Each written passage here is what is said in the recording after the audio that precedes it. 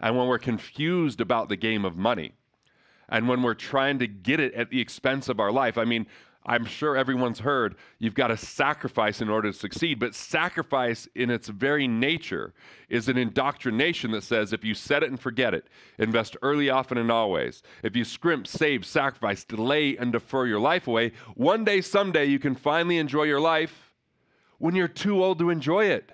So we miss out on memories and experiences. And if we get in a mindset that we try to lower our expenses, we become miserly, and no one shrinks their way to wealth. The topic of money is a topic that's pretty sensitive for most people.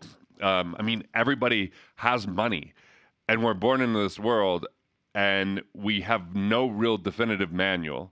We have a lot of misinformation that comes from our well-intentioned family and friends, and it comes from circumstances that often we learn when we're kids.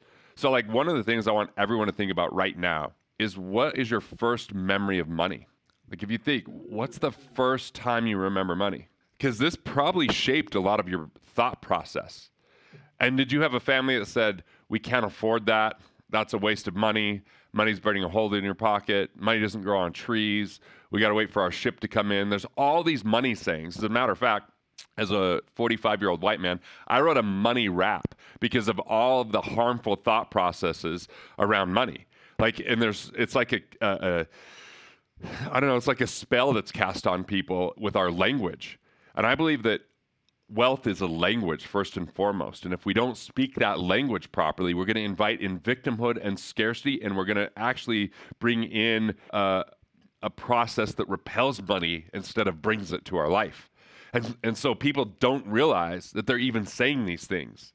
And they don't even recognize that the only way to be wealthy is to be responsible. And that most of us shirk our responsibility when it comes to money because we hand it over to Wall Street. And why would we hand our money over to Wall Street? Like, would Wall Street have a brand you would trust? Like Wall Street Fitness? Is that going to be like they serve you cocaine on the way in? I mean, Wall Street Daycare, are you taking your kids there? Like, the thing is, we're taught to hand over our money to people who can't be trusted because we're taught not to trust in ourselves. But here's the deal. If we invest in ourselves, in our skill sets, if we invest in our financial intelligence, if we look at how we could be more stable and secure and understand wealth frameworks, we can start to be empowered and take back control of our finances and our life. Because when people feel out of control with their money, they start to lose confidence in other areas of their life. And we're taught that like our success is predicated upon something like our net worth, but nobody really knows what your net worth is. It's kind of this secret number that we figure out of our assets minus our liabilities. Maybe we have to give it to a bank every now and again, but somehow we're taught that that should be our self-confidence account. The more net worth we have, the more self-worth we should have. And so we end up chasing money at the expense of life, at the expense of quality of life and enjoyment and being present. We chase money because we think it is love. We're confused. That's what they want us to believe, is the more money we have, the more lovable we are. And then we keep chasing this money, and if we have it, now do you like me now? How about now? How about now? And actually, sometimes it actually pushes people away because arrogance comes across, or we feel that. But when people are arrogant, they're simply wanting you to love them more than they love themselves. That's what arrogance is. And when we're confused about the game of money, and when we're trying to get it at the expense of our life, I mean, I'm sure everyone's heard you've got to sacrifice in order to succeed, but sacrifice in its very nature is an indoctrination that says if you set it and forget it, invest early, often, and always. If you scrimp, save, sacrifice, delay, and defer your life away, one day, someday, you can finally enjoy your life when you're too old to enjoy it. So we miss out on memories and experiences. And if we get in a mindset that we try to lower our expenses, we become miserly, and no one shrinks their way to wealth. So when we think it's a game of reduction, we reduce our own value in the world. We don't recognize our own talents and gifts. We discount leisure. Like where if we go do something fun, it's at the expense of our net worth. So we should just work instead of enjoy life, because eventually it's all going to pay off. And this dream that's sold as retirement is actually a ream. We get reamed in this belief of one day, someday, but someday never comes because we become our habits. We start to live this life of one day I'll finally get to take that trip. I'll finally get to take that time off. But you know what? My partners died at age 35. And if they would have lived in that one day world, they would have had the memories and experiences along the way. And here's the thing. I used to believe all about reductionist thinking. I always thought, I would be the guy that would say, live within your means. Now, look, it's not bad counsel to live within your means, but there's 3 ways to do it. The first way to live within your means is to budget. And if you're a train wreck spending more than you make, you probably have to do it. But I'm going to tell you, for the rest of us, budgeting sucks. If we instead just automate our savings, every time we make a deposit in the bank, an automated amount goes to a separate account that I like to call your wealth capture account. You've paid yourself first. You're building your liquidity. You're building good habits, and then you live off the rest. And to live off the rest, you just classify expenses in 4 ways. Number 1, is it destructive? If it's destructive, eliminate it. If there's money that you're paying every month for something you've never used, eliminate that. If you're borrowing to consume, that's destructive. If you're paying for a vice that you can't handle, then those are destructive expenses, eliminate them. But the second type of expense is lifestyle. A lifestyle expense is utilities, it's clothes, it's restaurant. You just pay cash for those things. They're not bad. I mean, some people hear the word expense and it puts a sinking feeling in their stomach, like it's bad, it's wrong. But expense is the only way we utilize our money. And by the way, your income is someone else's expense. So it's not bad, it's efficient. If I utilize someone else's expertise so I could do my expertise, we can both become wealthier, because that exchange of serving someone, solving problems, and adding value with our expertise means both parties end up wealthier. If you buy my book, Money Unmasked, it's $25 in the US, or I think that's what, $3,000 in Canada, something like that. I don't know, it's a bunch of loonies and toonies, but if you buy this for $25, like, it's worth less than $25 to me because I wrote it. It's in my mind, it's in my life. But if these are things you don't know, like your money persona, or wealth frameworks, or how to recover cash, or how to automate your wealth, then ultimately this book should be way more than $25 of value for you. So I am wealthier for you buying the book, and you're wealthier for having the knowledge. We both end up winning. Most people try to tell you that wealth is a zero-sum game. One person wins at the expense of another. That's not how it works. It's an exchange game. The more you exchange, the more wealth is created. The more value you add, the more value comes back to you. It's a value game. So lifestyle expenses are simply the things you enjoy in life. Pay cash for them. The third type of expense is a protective expense. Protective expenses are education, insurance, estate planning, asset protection, liquidity, so that you have staying power. If you have a health challenge or something happen with your family, or you change careers, you've got that cash. But the fourth type of expense is the game changer. Productive expenses. You put $1 in, more than $1 comes back. You want to increase productive expenses, address protective expenses, manage lifestyle expenses, and eliminate destructive expenses. That's the formula. So there's 3 ways to live within your means. One is to budget, but budgeting sucks. The second way is to be more efficient within your means. Plug your financial leaks. Are you paying too much in tax?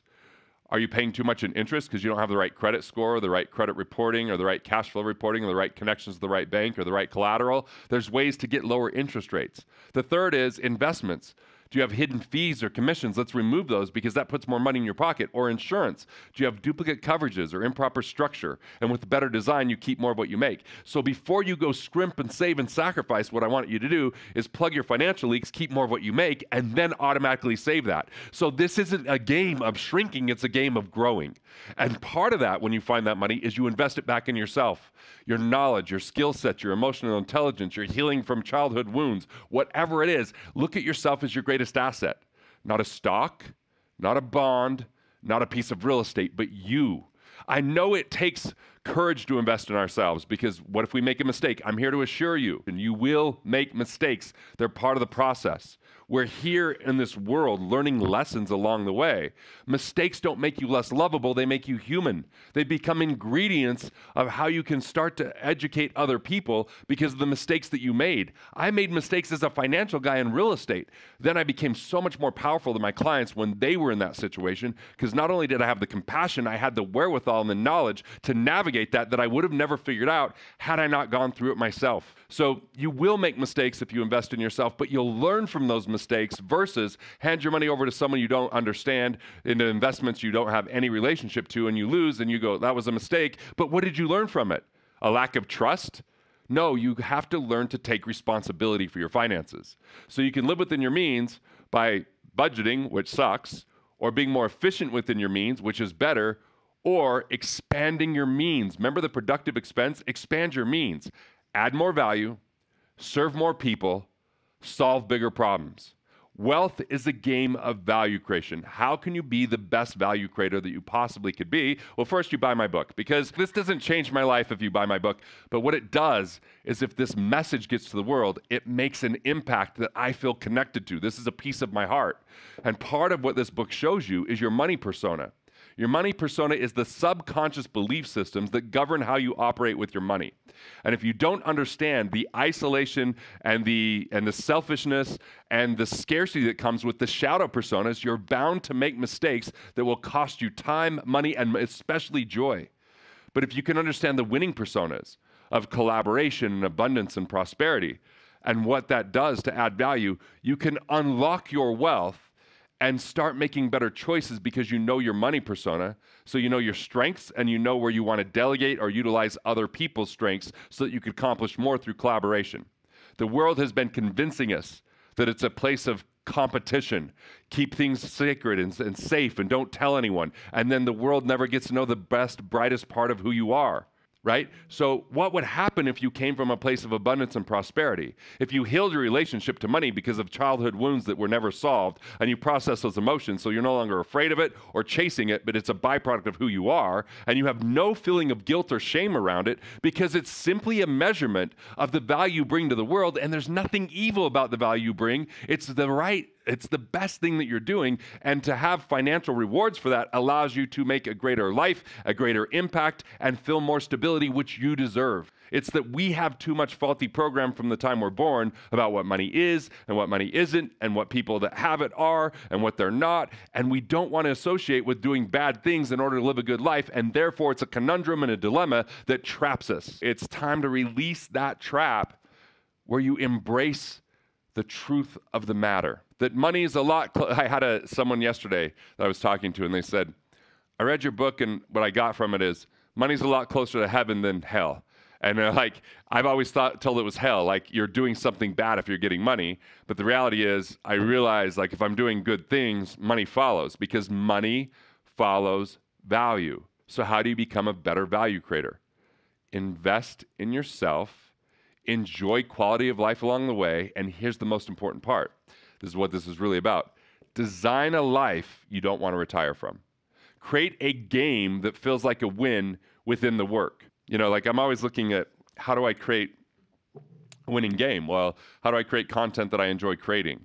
How do I like to write, so that's going to be part of it. But I like to this is content creation. I'm recording this from my side as well, so I could share this, on my social channels, because if anybody follows me on social, I don't do and I should do a lot more. So what I had to do was stop judging it and just start saying, it's fine because I'm already creating it. Let's capture it and put it out there because, you guys have shown me that, other people have shown me that. And so it's not me taking a picture of my food or showing the cool vacation I'm on. What it is it's sharing this content that could really impact someone's life, that if it doesn't get out there, they ultimately suffer unnecessarily around money. So I feel a sense of stewardship and responsibility, and it changed the context of how I viewed social media as evil, bad, and wrong, and started to look at it as a platform to share that's a lot easier to digest in people's own time. So again, that's the same thing I did with social media that a lot of people have to do with money, is redefine what it means to them and stop looking at it as intimidating or complicated. People want you to believe it's that, because if you're in that ignorance, then it's easier for them to take advantage of you. And the game's rigged against people who just set their money aside and hope for the best over 30 years, because 95% of people in the US, where I'm at, are not financially independent at age 65. 95% failure rate. That's pretty disappointing. It's not because of a lack of effort. It's because of an improper structure and system. A system that says budget, trust Wall Street, Wait for 30 years, defer your taxes, don't focus on cash flow, and then just grind it out and trade time for money. And then one day, someday, you'll finally get to retire. But then when you go to retire, you find out, wait, inflation was higher than I thought, so I can't have the retirement I want. Oh, wait, interest rates didn't cooperate and they went down at the time of retirement, so that helped. Or, oh, the government spent too much money, they need to raise taxes. So we become in financial bondage to taxes, inflation, and interest. And that's not a place you want to be, where you're not in charge of the outcome of your income. Don't retire from value creation. Retire from the things you hate, design the life you love, and find a game of value creation that you would see yourself doing into your late years. We're not in the industrial age anymore, where people worked in assembly lines and they grinded it out to the point where they were almost dead by the time it was time to retire. Then when they finally retired, they lived for a couple of years and then they just killed over. Well, now we're in a place where we have robots that are coming up and doing some of that work, and technology that's helping with some of that work. So some of the worst jobs are starting to get improved so that we could focus more on how do we connect with human beings. Because there's plenty of pain in the world. There's plenty of problems in the world. We look at everything from the levels of obesity, the levels of disengagement and disassociation, the levels of depression. Like, we have big problems, and big problems have big payoffs for those people who are willing to solve it. So if we stop looking at labor as trading our time for money and work that we hate, and instead we start looking at it as, what are the things that I'm uniquely gifted to do because of either the pain I went through in the past or the things I'm most passionate about that I want to learn about, and I have a competency and a capability to learn those things, and we start focusing on that versus chasing something that isn't what we want to do because someone said it was a good career. This is where so much pain comes from. People going down the wrong road of a career that isn't congruent with who they are to try to get some pension or benefits that we don't even know if they're going to be there. And we trade our time for money. We trade our life and enjoyment for retirement. Retirement is a stupid concept unless you're a blue-collar worker where your body's breaking down. Retirement is not what you want to do. You want to take time off throughout your life so you're still engaged when you come back to work. People that retire are the ones that work 7 days a week, exhaust themselves, and they physically break down, and they're like, I'm done. I can't do it anymore. Like, what are you going to do? Like, there's this movement where people are just spending the least amount of money they can and trying to retire at age 50. So what? Your life's now about pinching pennies and coupon clipping so that you can have a life of mediocrity? I'm not here to be mediocre. I'm here to be fulfilled. I'm not here to just do what's the bare minimum. I'm here to do what I'm called to do because it's fulfilling, exciting, and impactful. So what is the impact of your life if you just unlock the best of who you are? If you see money in its proper place as a byproduct of value creation, what's possible for you? If you didn't have the concern of money, time, or ability because you had such a compelling vision that other people rallied around you to support you, that's what the world lacks more than anything is vision. It's the rarest commodity. Most people vision is survival. Survival's not inspiring. What's inspiring is when people own who they are. I was in my 40s like, I'm going to do comedy. Why? Because I was inspired by it. I wrote a children's book because it's something that needed to happen. I had enough people saying, are you going to, how do we help the kids? And I'm like, well, I got to team up. I didn't have to have all the answers. I teamed up with an author that was amazing because you don't have to do all this alone. Part of the funnest thing in this is collaboration and co-creation. So anywhere where you're stuck right now, you don't have a co-creator.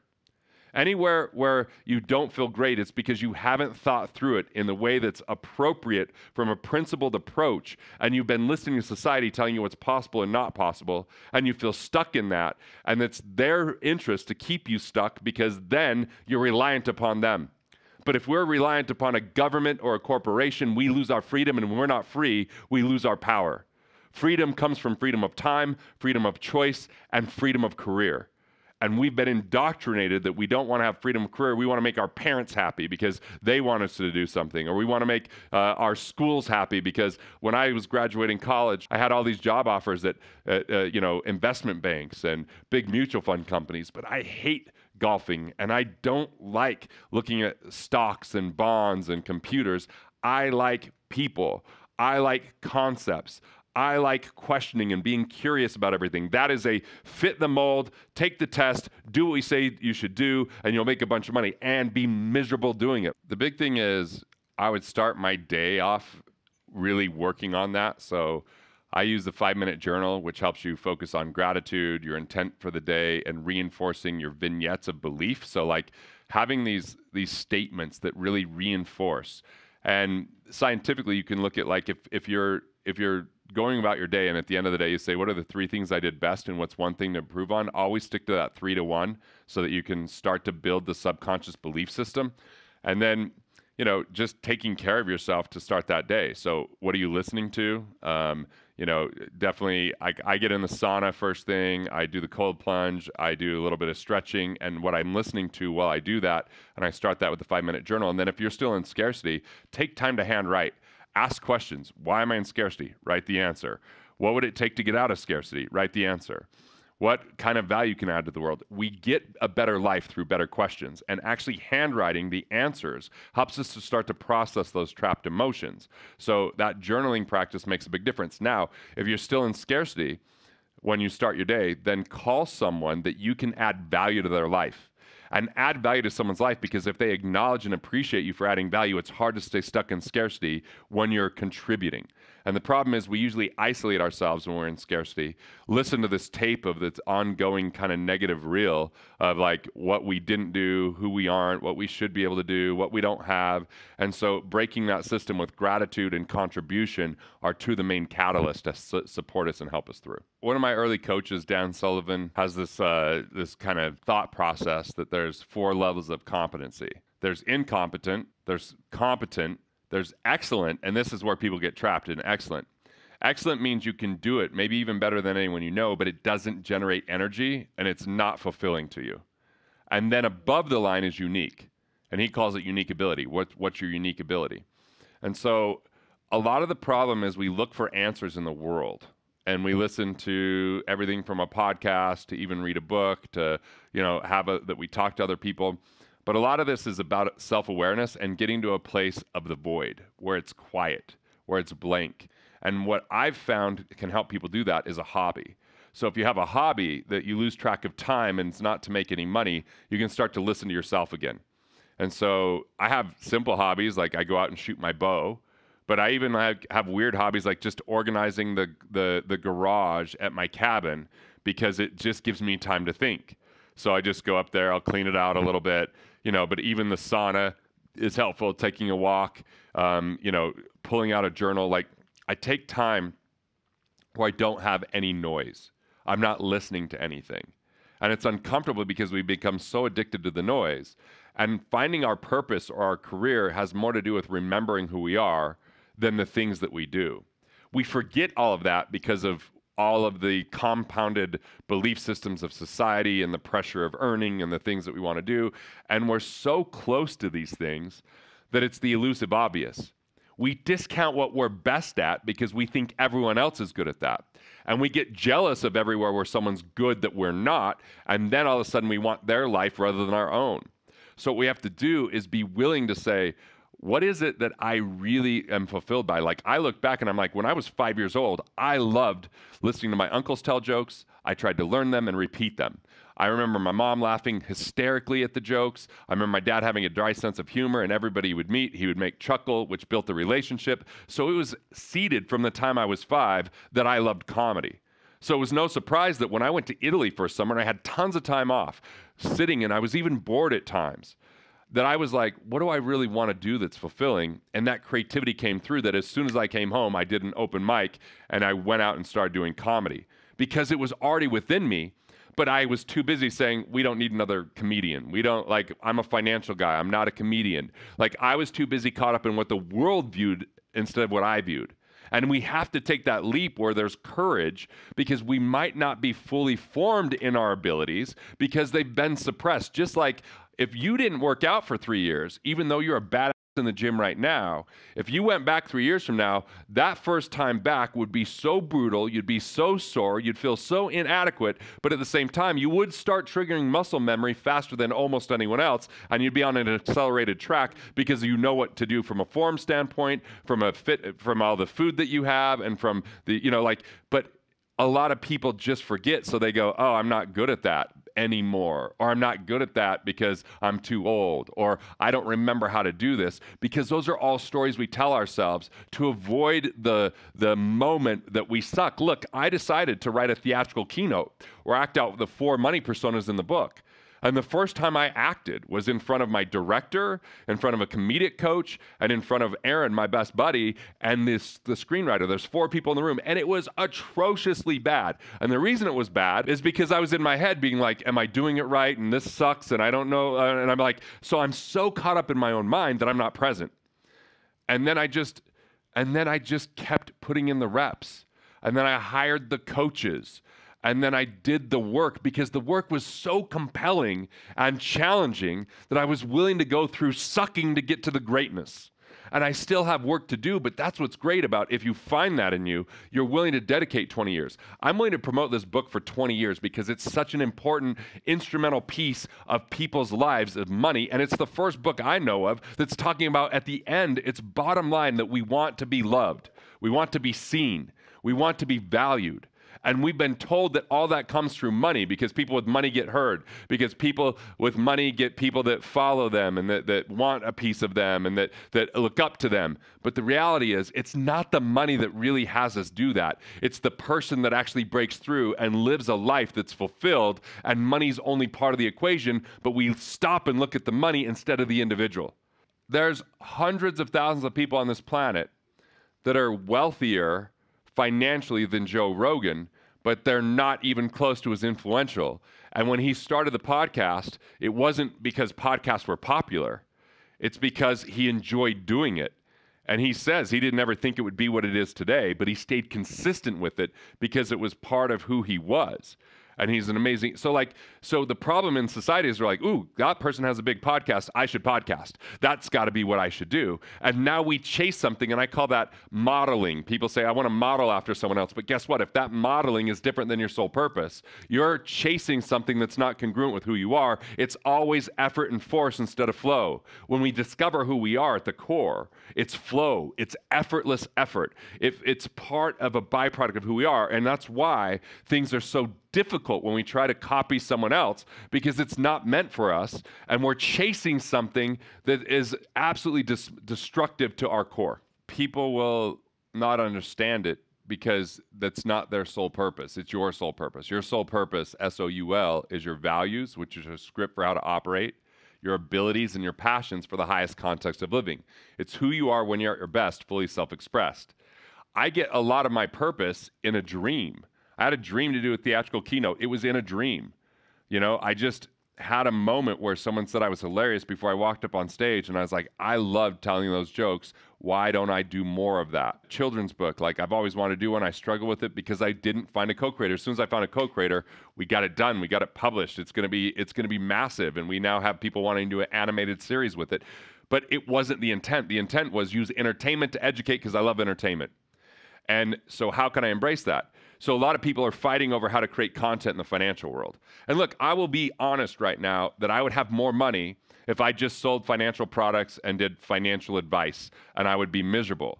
Back in the day, I used to sell life insurance from 1998 to 2005, and I was good at it. And my wife was like, too bad you can't just stay selling life insurance because it has renewals. And I'm like, it doesn't fulfill me. I don't want to do it anymore. I want to do a radio show.